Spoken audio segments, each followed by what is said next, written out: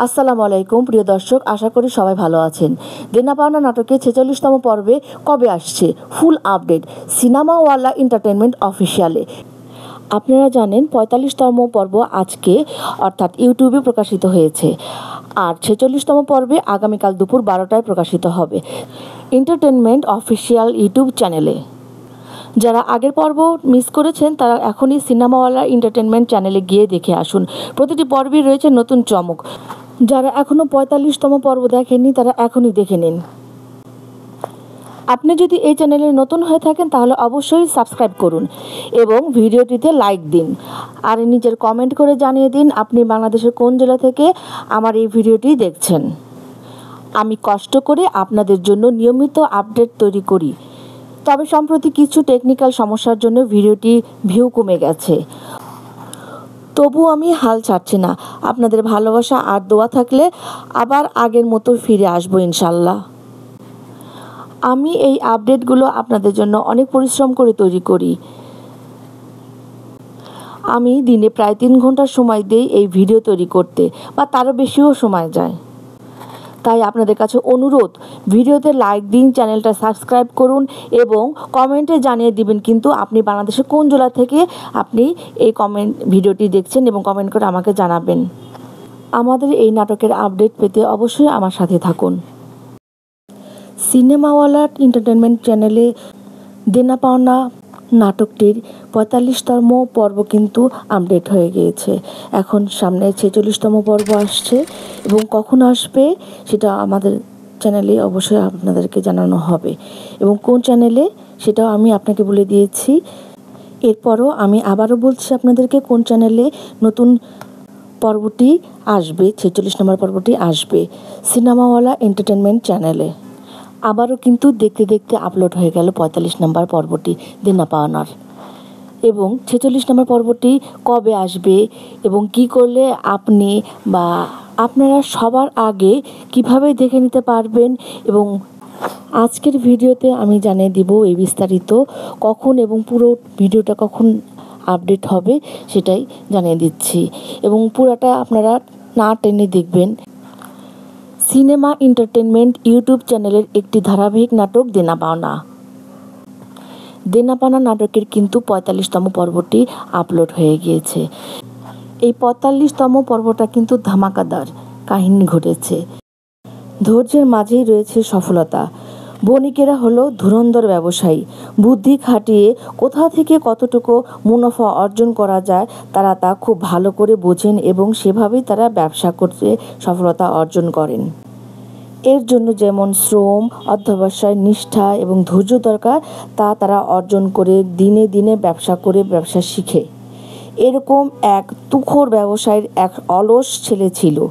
বাপের টাকা উড়ানো আর বন্ধুদের সঙ্গে আড্ডা দেয়া ছাড়া তারা আর কোনো কাজ ছিল না। হয়তো এভাবে জীবনটা কেটে যেত, কিন্তু হঠাৎ করে ব্যবসায়ীর মৃত্যু হওয়ার যুবক ছেলে বড় বিপদে পড়ল। পৈতৃক সূত্রে যে পিতার ব্যবসা হতে প্রচুর অর্থ পেলেও নিষ্ঠা, শ্রম ও ধৈর্য বলে তার কোনো কিছুই ছিল না। ব্যবসা সে শেখেনি। বন্ধুদের তালে পড়ে দোকানের বাইরের সাজসজ্জা বাড়িয়ে এবং খরিদ্দারদের চাহিদা না বুঝে ইচ্ছামতো মাল কিনে দোকান ভরে ফেলল। নতুন কর্মচারী রাখলো যারা ব্যবসা বোঝে না, খরিদ্দারের সঙ্গে ভালো ব্যবহার করে না। পুরাতন কর্মচারীদের বুড়া হয়ে গেছে বলে বাদ দিল। খরিদ্দারের সঙ্গে ভালো ব্যবহার না করার ফল হলো হাতে নাতে। কিছুদিনের মধ্যেই লোকসান দিয়ে দিয়ে সে প্রতিষ্ঠিত ব্যবসাকে লাটে উঠালো। বন্ধুদের পরামর্শে নতুন নতুন খাতে ব্যবসা টাকা খাটিয়ে অভিজ্ঞতার অভাবে এবং ধৈর্য ও শ্রম নিষ্ঠা না থাকার প্রত্যেক ব্যবসাতেই শুধু লোকসান হতে থাকলো। অবশেষে সে প্রায় নিঃস্ব হয়ে গেল। সুদিনের বন্ধুরা এখন আর তার কাছে আসে না। দেখলেও অন্য রাস্তা দিয়ে অথবা জরুরি কাজ আছে বলে তাকে এড়িয়ে চলে। এখন মনে তার বড় দুঃখ। আত্মীয়রাও তার থেকে মুখ ফিরিয়ে নিল। ঘরেও শুরু হলো অশান্তি, কিন্তু দুঃখের সাথী হবার কেউ নাই। এসব ঘটনায় তার মনে এত দুঃখ হলো যে সে ব্যবসা ছেড়ে, আত্মীয়তার সম্পর্ক ছেড়ে মনে মনে আত্মহত্যা করতে চাইল। নিজের সম্বন্ধে সে নিরাশ হয়ে গেল। এমন সময় অনেক দিন আগে তার সঙ্গে স্কুলে পড়া এক বন্ধুর কথা হঠাৎ মনে পড়ল। বন্ধুটি বড়লোক হতে পারেনি, তবে শুনেছি যে সে বড় মানুষ হয়েছে। স্কুলের শিক্ষক হিসেবে এর মধ্যে তার সুনাম ছড়িয়েছে বলে সে শুনেছে। এখন তার এই দুঃসময় হঠাৎ করে সেই বন্ধুর কাছে যেতে খুব মন চাইল। শহরের এক প্রান্তে তার বাসা, সুতরাং শুক্রবারের এক বিকেলে হাঁটতে হাঁটতে সে তার বাসায় গিয়ে হাজির। কাকতালীয়ভাবে বন্ধুটাও সে সময় বাইরে থেকে বাড়ি ফিরল। মুখোমুখি দেখা। আরে তুই কেমন আছিস? তুমি কেমন আছো? ইত্যাদি প্রশ্ন উত্তর পর্ব শেষ হতেই বন্ধুটা তাকে বাসার ভেতরে নিয়ে গেল। যথারীতি চাও খাওয়া শেষ, এখন বিদায়ের পালা। বন্ধুটি জানতে চাইল তার ব্যবসার খবর। দীর্ঘদিনের অনালাপের জড়তা কেটে গেছে, সুতরাং বন্ধুর কাছে দুঃসময়ের পরিস্থিতি তুলে ধরে সে তার পরামর্শ চাইল। সবাই যে তার সঙ্গে প্রতারণা করেছে এবং সে এখন যে একদম হতাশ হয়ে আত্মহত্যা করার বিষয়ে চিন্তা করছে, এ কথা বলতেও তার বাধল না। বর্তমান ব্যবসার অবনতি এবং তার আর্থিক দুরবস্থার কথা ও মানসিক অবস্থার কথা শুনে বন্ধুটা মনে হলো আন্তরিকভাবে দুঃখিত হয়েছে। অনেকক্ষণ চুপ করে বসে থেকে শেষে তাকে নিয়ে বাড়ির পেছনের বাগানের দিকে চলতে শুরু করলো। একটু অবাক হলেও কেন সে বাগানে নিয়ে যাচ্ছে সেটা বোঝার জন্য নীরবে তার পেছনে পেছনে চলতে লাগলো।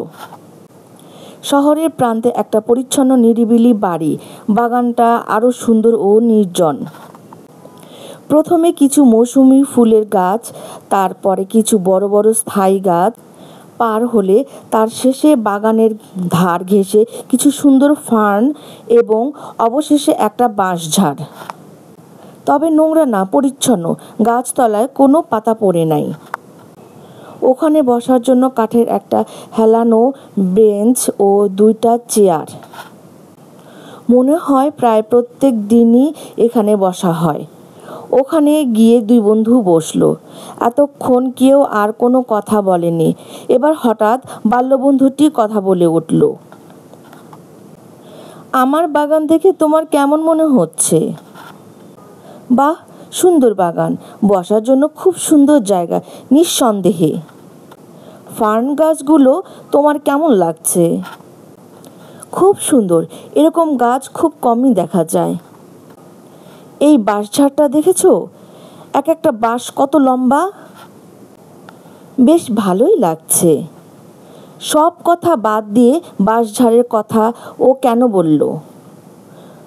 মনে কেমন যেন অস্থির বোধ হলো। এরপরে কি বলে শোনানোর জন্য সে চুপ করেই থাকলো। আসলে তোমাকে আমি এই বাঁশঝাড় দেখাতেই এনেছি। শুনে তোমার মনে নিশ্চয়ই প্রশ্ন জাগছে। খোলাসা করেই বলি, আজ থেকে 10 বছর আগে আমাদের এখানে একটা কৃষি শিল্প মেলা বসেছিল। তাতে অনেক গাছের স্টলও এসেছিল। তোমার মনে আছে? সে তো অনেক দিনের কথা। সেই মেলাতে গিয়ে আমি বাগানের কিছু ফার্নের চারা এবং একটা বাঁশের গুটি কিনেছিলাম। এগুলো সেই গাছ। এরপরে বন্ধুটি বলতে লাগলো, ফার্ন লাগিয়ে নিয়মিত যত্ন করতে লাগলাম। 1 বছরের মধ্যেই গাছগুলো সুন্দর হয়ে উঠল, কিন্তু বাঁশের গুটিটি একই রকম থাকলো। পরের বছর ফার্ন গাছগুলো আরো বড় এবং আরো সুন্দর হলো, কিন্তু বাঁশের গুটিটির কোনো পরিবর্তন হলো না। আমি কিন্তু নিরাশ না হয়ে বাঁশের গুটিটিরও যত্ন করতে লাগলাম।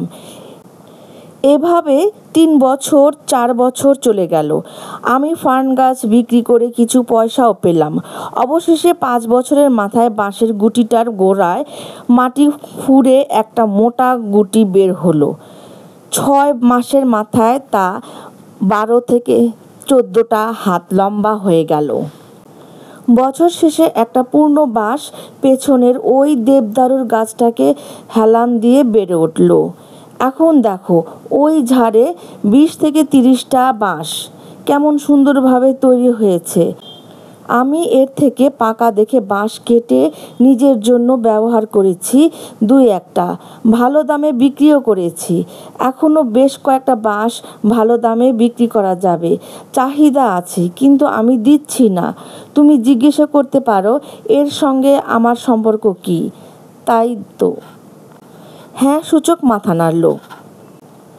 বন্ধুটি বলল, ফার্ন গাছ 2 থেকে 3 ফিট উঁচু হয়। ওর জন্য মাটির গভীরে শিকড়কে বেশি বাড়াতে ঝরাতে হয় না, সেজন্য ওদের বৃদ্ধিও হয় খুব তাড়াতাড়ি। কিন্তু বাঁশ 30 থেকে 40 হাত উঁচু হয়। এত বড় কাণ্ডকে ধরে রাখার জন্য বাঁশকে মাটিতে অনেক শিকড় বিস্তার করতে হয়, যেন কাণ্ডটাকে ধরে রাখতে পারে। এটাই আল্লাহর বিধান, আল্লাহর নিয়ম। তুমি ব্যবসাতে সফল না হলে নিরাশ হয়েছ, ভাবছ তুমি আর কেন দিন দিন সফল হবে না। তুমি তোমার আত্মীয় স্বজনকে ভুল বুঝেছ, ভাবছ তারা আর কেউ তোমাকে ভালোবাসে না। তুমি হতাশ হয়ে আত্মহত্যা করতে চাচ্ছ, কিন্তু আল্লাহ তো তোমাকে কোনো দিনই ছেড়ে যাননি। তিনি কাউকেও ছেড়ে যান না। সব ফলেরই একটা পাকার সময় নির্ধারিত আছে, তার আগে সে পাকে না। তোমাকেও তার নিরাশ না হয়ে ধৈর্য ধারণ করতে হবে, সবাইকে ভালোবাসতে হবে। তুমি তোমার আব্বার পুরনো ব্যবসাকে খুব ছোট ব্যবসায় ছোট অবস্থায় অর্থাৎ লোক দেখানো ঠাটবাটের দিকে না গিয়ে যদি কোনো রকমে ধরে রাখতে পারতে, তবে এতদিনে তুমিও কিছুটা ব্যবসা শিখে যেতে, আর তোমার ব্যবসাও পরিচিতি আগের চেয়েও বেশি হতো। মানুষ যেটা পছন্দ করে সেটাই দোকানের ঠাটবাট জৌলুস, নয়র দোকানদারের সততা আর সদ্ব্যবহার, সে সঙ্গে দামের বিষয়টিও। অযথা সুযোগ পেয়ে লোক ঠকালে একদিন বেশ কিছু লাভ হয়, কিন্তু আখেরে ওই লাভটা লোকসানে পর্যবসিত হয়। তাই আমি বলবো, নতুন নতুন ব্যবসার পেছনে না দৌড়িয়ে তোমার আব্বার ওই পুরাতন ব্যবসা ছোট করে হলেও ধরে রাখো। এটাই তোমার বাঁশের মতো সফলতা বয়ে আনবে। মনে রাখবে, আমরা সবাই বাঁশঝাড়ের মতো শিকড় বিস্তার করেছি। আল্লাহ আমাদের কোনো সময় ছেড়ে যাননি। সময় হলে আল্লাহ ঠিক সফলতা দেবেন, অবশ্যই দেবেন। অনেকক্ষণ ঝিম ধরে বসে ব্যবসায়ী বন্ধুটি কথাগুলো মনের অনেক গভীরে আলোড়ন তুলতে লাগলো। সবুরের মেওয়া ফলে, ধৈর্যের মাঝেই সফলতা, কথাটা এখন তার কাছে একদম স্পষ্ট হয়ে উঠল। আবার একদিন আসবো বলে বন্ধুর কাছ থেকে বিদায় নিয়ে পথে নামল। এখন সে অনেকটা দুশ্চিন্তামুক্ত, মনটা অনেক ভালো লাগছে। এর সাথে 5 বছর আগে দেখা হলো হয়তো তার আজ এই দুর্গতি হতো না। মনে মনে বন্ধুটিকে আরও একবার ধন্যবাদ দিয়ে অনেকটা দৃঢ় পদক্ষেপে বাড়ির পথে সে চলতে লাগলো।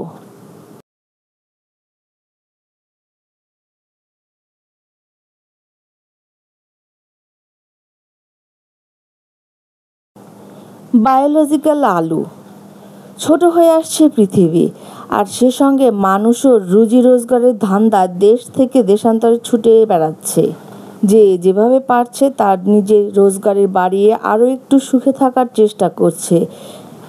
শুধু এখন নয়, সব দেশে সব কালের মানুষ সুখের সন্ধানের সুযোগ খুঁজে ফিরত, তা সে দেশ ত্যাগ, চাকুরি, সওদাগরি বা ব্যবসা পাল্টানো, যাই হোক না কেন।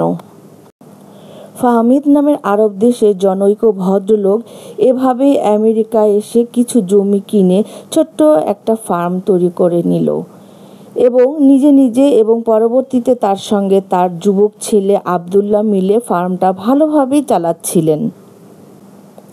আবদুল্লাহ ছিলেন খুব বুদ্ধিমান, চটপটে এবং হিসেবি যুবক, ফলে ফার্মটা দিন দিন উন্নতি করছিল। ভদ্রলোক এখন বয়স হয়ে যাওয়ার কারণে অভিজ্ঞতার সঞ্চয় নিয়ে এবং ছেলের পরিশ্রমের নিষ্ঠা মিলিয়ে ফার্মকে আরও বড় করার চিন্তা ভাবনা করছিলেন। এ সময় এমন এক বিপত্তি ঘটল যে সব পরিকল্পনা ভণ্ডুল হয়ে গেল। সারা দুনিয়ার ইসলাম বিরোধী মানুষেরা সন্ত্রাস নাম দিয়ে মুসলমানদের নাজেহাল করার এক ফন্দি বের করে। এই অজুহাতে প্রায় সব দেশেই সংখ্যালঘু মুসলমানদের, আর যেসব দেশে মুসলমানদের সংখ্যাই বেশি তারা রাজনৈতিক কৌশলে এভাবেই মুসলমানদের বিনা কারণে সন্ত্রাসের নামে বিরোধী দলের যুবক ছেলেদের আটক করে এবং অধিকাংশ সময় বিনা বিচারে তাদের বন্দী করে রাখে।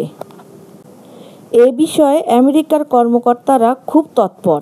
সুতরাং এরকম একটা অজুহাতে সেই আরব ভদ্রলোকের ফার্মেও একদিন FBI, আমেরিকার কেন্দ্রীয় গোয়েন্দা সংস্থা এসে হানা দিল এবং যথারীতি সন্ত্রাসী সন্দেহে আবদুল্লাহকে গ্রেফতার করে সঙ্গে নিয়ে চলে গেল। ফাহমিদ সাহেব তো ফার্ম বড় করার চিন্তা দূরে থাকুক, ওই ফার্মই এখন নিজে চালানো খুব কষ্টকর বলে অনুধাবন করেন। জমিতে সময় মতো চাষ দেওয়া, সার দেওয়া, পরিচর্যা করা সহ সব কাজ তার জন্য খুব কঠিন হয়ে উঠল। কাজের লোক দিয়ে ঠেকা কাজ কোনো মতে চালানো গেলেও নিজের কাজের মতো হয় না কোনো দিনই। ফলে ফসলের ফলনও ভালো হলো না, সময় মতো মাল তুলে সরবরাহ করা গেল না। এদিকে জমিতে চাষ করার মতো পরিবেশ তৈরি হয়েছে, 2-4 দিনের মধ্যেই জমিতে চাষ দেওয়া উচিত, কিন্তু নিজের অন্যান্য কাজ নিয়ে তিনি এতই ব্যস্ত হয়ে যে আলুর জমিতে চাষ দেওয়া তার পক্ষে সম্ভব হচ্ছে না। মনের দুঃখে তিনি ছেলেকে একটা চিঠি লিখলেন। স্নেহের বাবা আব্দুল্লাহ, তোমার কোনো খোঁজ আমি জানি না, না জানি তুমি কেমন আছো, তা আল্লাহ পাকই একমাত্র জানেন। তবে আমি সব সময় দোয়া করি যেন তুমি ভালো থাকো এবং সহি সালামতে শীঘ্রই আমার বুকে ফিরে আসো। তোমার অবর্তমানে জমিনের অবস্থা খুব শোচনীয় হয়ে পড়েছে। বুড়ো হয়ে গেছি, তাই সব দিকে সামলাতে পারি না। আলুর জমিতে চাষ দিতে হবে, কিন্তু তোমার অবর্তমানে কে এ কাজ করবে? হয়তো এবার আলু লাগানোই হবে না, দেখি আল্লাহ কি করেন। আমি ভালোই আছি। ইতি তোমার আব্বা ফাহমিদ। একটা খুবই সাধারণ চিঠি। সুতরাং এই চিঠি পরের দিনই FBI কর্তৃপক্ষ আবদুল্লাহকে পৌঁছে দিলেন। চিঠি নিয়ে সারা রাত আবদুল্লাহ চিন্তা ভাবনা করলেন। মনটা খুব বিষণ্ণ লাগছিল, ঘুমও হলো না। অবশেষে সকালে সে তার আব্বার কাছে একটা চিঠি লিখলেন। শ্রদ্ধেয় আব্বা, আসসালামু আলাইকুম। আপনার চিঠি পেলাম। আমার হাত এখন বন্ধ, আমি কখনো সাহায্য করতে পারলাম না। আমাদের আলু খেতে আমি আমাদের বায়োলজিক্যাল ওয়েপন লুকিয়ে রেখেছি। খেয়াল রাখবেন যেন কেউ সেগুলো উঠিয়ে নিয়ে না যায়। আমি ভালোই আছি। ইতি আপনার স্নেহের আব্দুল্লাহ। কয়েদখানার সাধারণ নিয়ম হলো, যেসব চিঠি বন্দীদের নামে আসে এবং বন্দীরা যেসব চিঠি লেখেন তার প্রত্যেকটা চিঠি খুলে দেখা হয় এবং সাধারণ চিঠি হলে মালিকের হাতে দেওয়া হয়, অথবা সন্দেহজনক কিছু থাকলে তা নিয়ে পর্যালোচনা করা ও সে অনুযায়ী প্রয়োজনীয় ব্যবস্থা নেওয়া হয়। যথা নিয়মে ডাকে পাঠানোর আগে আবদুল্লাহর চিঠিও খোলা হলো। চিঠির ভেতরে অস্ত্রের গোপন খবর পেয়ে তারা খুব উল্লাসিত হলো এবং এত সহজে এরকম একটা গোপন খবর পেয়ে তারা খুব দ্রুত অস্ত্র উদ্ধারের কাজে লোক নিয়োজিত করলো। কিন্তু সারা দিন সারা মাঠে বহু খোঁড়াখুড়ি করেও কোনো অস্ত্রের খোঁজ পাওয়া গেল না। শেষে নিরাশ হয়ে তারা অস্ত্র সন্ধান করা বাদ দিয়ে অফিসে ফিরে এলো। পরের দিন সকালেই আবদুল্লাহকে তলব করা হলো। কর্মকর্তারা তাকে এ ব্যাপারে অনেক প্রশ্ন করলেন, কিন্তু নতুন কোনো তথ্য না পেয়ে তাকে আবার কয়েদখানায় ফেরত পাঠানো হলো। পরের দিন আব্দুল্লাহ তার আব্বার নামে আবার একটা পত্র লিখলেন। প্রিয় আব্বা, আসসালামু আলাইকুম রহমতুল্লাহ। আশা করি ভালোই আছেন। বর্তমানে বন্দি অবস্থায় এর চেয়ে বেশি কিছু করতে পারলাম না। আপনি লোক নিয়ে আলু খেতে আলু লাগানোর ব্যবস্থা নিন। আশা করি জমি ভালোভাবে চাষ হয়েছে। আল্লাহ আমাদের সহায়ক। ইতি আপনার আদরের ছেলে আব্দুল্লাহ। বিশেষ দ্রষ্টব্য, আলুর ক্ষেতে কোনো অস্ত্র ছিল না। এর রহস্য জানার জন্য আমার পরবর্তী ভিডিওটা অবশ্যই দেখবেন। আজ এই পর্যন্ত। আল্লাহ হাফেজ।